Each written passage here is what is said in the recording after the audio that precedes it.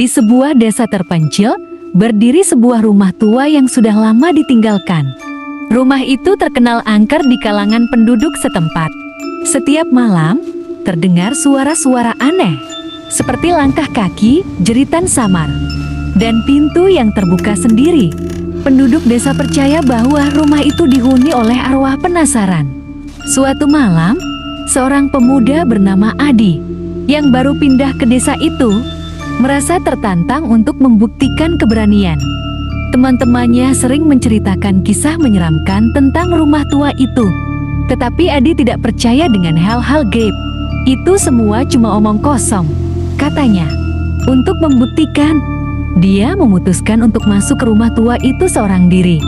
Adi membawa santer kecil dan jam tangan untuk memastikan ia tidak terlalu lama di dalam. Ketika tiba di depan rumah, suasana terasa dingin meskipun malam itu tidak berangin. Pintu rumah itu sudah setengah terbuka. Berderit pelan seolah-olah mengundangnya masuk.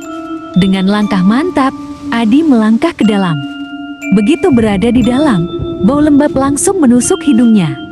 Ruangan itu dipenuhi perabotan tua yang berdebu.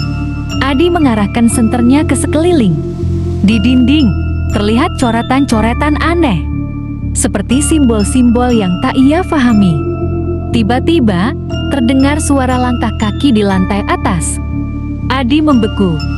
Mungkin tikus, pikirnya, meskipun hatinya mulai berdebar kencang. Dengan tekad, ia menaiki tangga kayu yang sudah lapuk. Tangga itu berderit di setiap langkahnya, membuat suasana semakin mencekam. Di lantai atas, ia menemukan sebuah kamar dengan pintu yang tertutup rapat. Namun, sebelum ia menyentuh gagang pintu, terdengar suara perempuan menangis dari dalam kamar. Adi tertegun. "Halo, siapa di dalam?" tanyanya dengan suara gemetar. Tidak ada jawaban, hanya isak tangis yang semakin keras. Rasa penasaran mengalahkan rasa takutnya. Ia membuka pintu itu perlahan. Di dalam, hanya ada sebuah kursi goyang yang berayun pelan. Jendela kamar terbuka, membuat tirai berkibar tertiup angin. Tidak ada siapa-siapa. Namun, saat ia berbalik untuk pergi, suara berat seorang pria bergema di belakangnya. "Kau seharusnya tidak datang ke sini." Adi menoleh cepat, tapi tidak ada siapa-siapa. Jantungnya serasa mau meledak. Ia berlari turun, namun langkah kakinya seperti tertahan.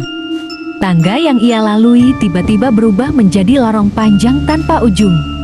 Dalam kepanikannya, ia mendengar suara langkah kaki mengejarnya semakin dekat. Akhirnya, ia tersungkur di lantai. Ketika ia menoleh ke belakang, sosok hitam tinggi dengan mata merah menatapnya tajam. Adi berteriak sekeras-kerasnya. Suara itu menggema hingga ia merasa kesadarannya menghilang. Keesokan paginya, penduduk desa menemukan Adi tergeletak di depan rumah tua itu. Wajahnya pucat, matanya kosong. Sejak saat itu, ia tak pernah berbicara lagi. Rumah tua itu tetap berdiri, menyimpan misteri yang tak terpecahkan. Penduduk desa hanya berbisik pelan. Dia telah melihat sesuatu yang seharusnya tidak dilihat.